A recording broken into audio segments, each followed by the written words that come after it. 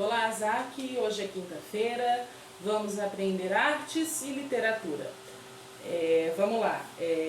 No livro de artes, na semana passada, a gente viu sobre o efeito de luz e cores.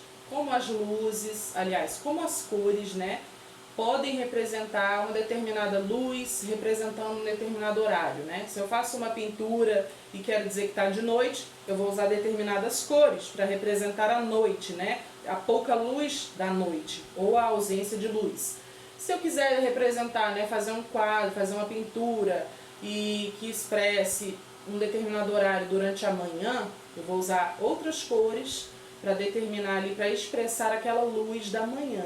Se for uma tardezinha, geralmente eu vou usar cores mais quentes, um tom alaranjado, porque é o horário que o sol está se pondo, e aí fica daquelas cores que a gente conhece, mais fortes, mais vivas, né? Cores quentes, representando o fogo, né? O calor do sol e tudo mais.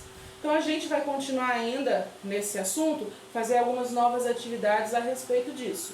De como as cores podem representar a luz e a luz representar determinados horários. Por que isso é inovador na arte? Antes não havia tanta essa preocupação de na tinta ali, nas cores, expressar exatamente o horário em que ocorre aquela cena daquela pintura, né? A arte era muito, como eu posso dizer, a pintura mais especificamente, era muito assim, dentro de um padrão, tinha que seguir certas regras, e era aquilo ali, né? E os homens, conforme o tempo foi passando, foram evoluindo, foram testando novas experiências, misturando cores e percebendo que havia uma necessidade ou outra de expressar coisas diferentes em suas pinturas. Então, a gente vai ver aqui vários exemplos dessas pinturas que retratam determinado horário e desses artistas, e como eles conseguem expressar através das cores essa questão da luz.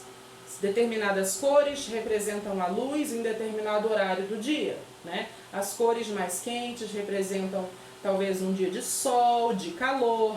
As cores mais frias representam um dia frio, um momento em que o sol está nascendo, né? Que a luz dele não é tão forte.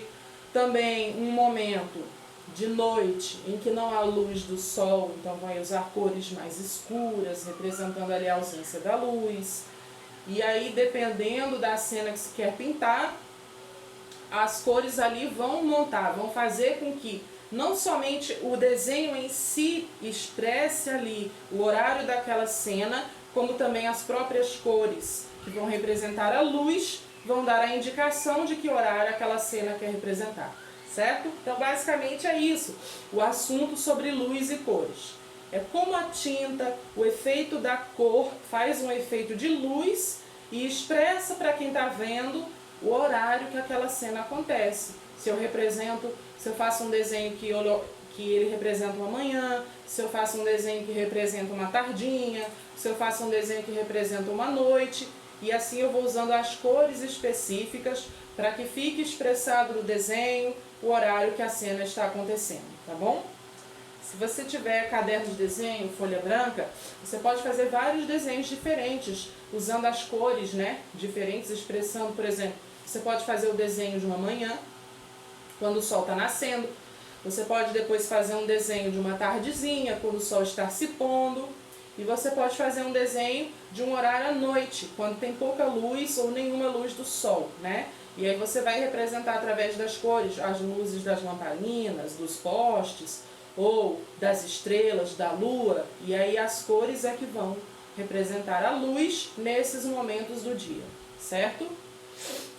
Literatura, eu vou pedir que você pegue o seu livro e leia o segundo livro proposto no seu livro de literatura, né? A segunda historinha. Se você já fez as atividades da segunda e da primeira historinha do seu livro de literatura, você faz a da terceira, certo? A terceira historinha no seu livro de literatura e responda as atividades.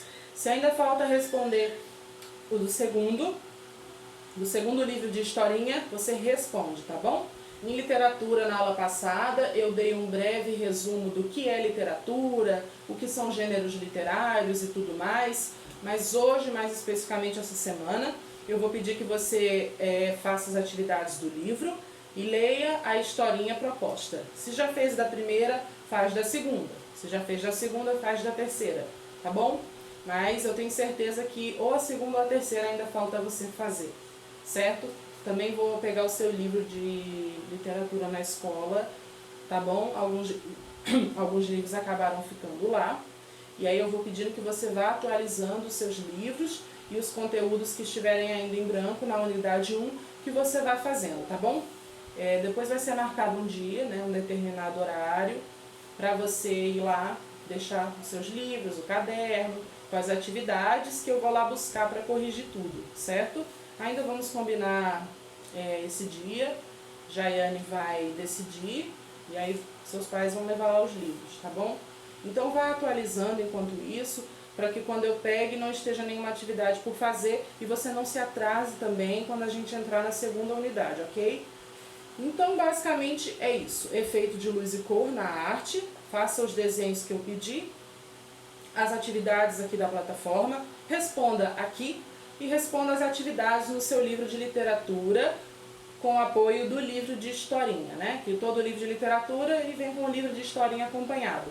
Leia a historinha e preste atenção sobre o que está contando a história, os personagens, onde a história se passa. Preste atenção no que você está lendo.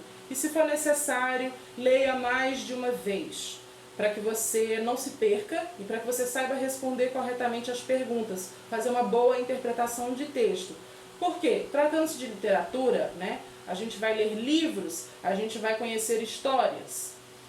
E para que haja um bom aproveitamento disso, a gente precisa compreender o que as histórias nos passam, a gente precisa ter uma boa interpretação do texto para adquirir o conhecimento expressado na história. Seja o livro que for, um livro infantil ou um livro adulto, ele quer passar alguma mensagem. A história do livro quer expressar alguma coisa. A gente precisa ler, prestar atenção, saber do que se trata, compreender, né, ser capaz de compreender o que esse livro quer nos passar. E aí a gente vai poder ter uma interpretação correta sobre isso. A interpretação de texto não é importante somente para fazer atividade da escola. Através de interpretação de texto, a gente passa também a saber interpretar a fala de alguém, o que outra pessoa quer nos transmitir.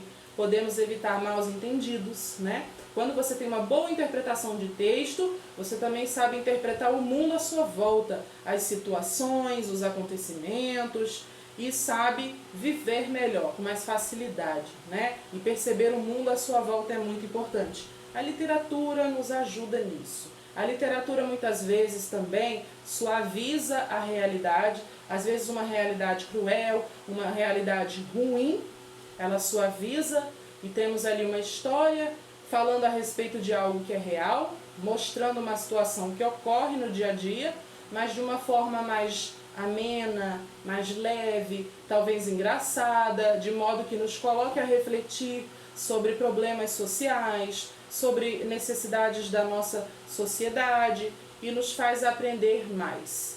Então, mesmo um livro infantil, ele vai ter alguma mensagem importante, que vai lhe ensinar alguma coisa e que vai lhe expressar um conhecimento que você talvez ainda não sabia.